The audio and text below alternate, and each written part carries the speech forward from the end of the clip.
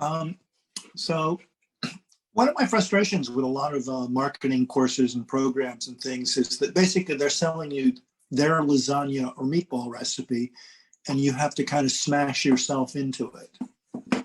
This is reversing that. This is sort of saying, what are your pile of ingredients? How do we create a signature dish out of it?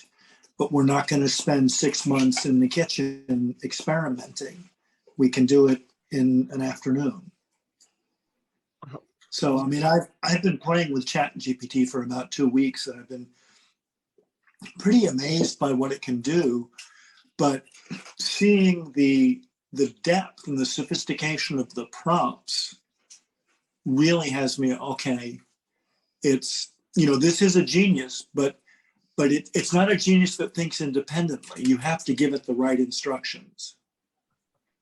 But when you do, it's extraordinary what comes out. So thank you so much. Amazing. Thank you, Andrew. Thank you.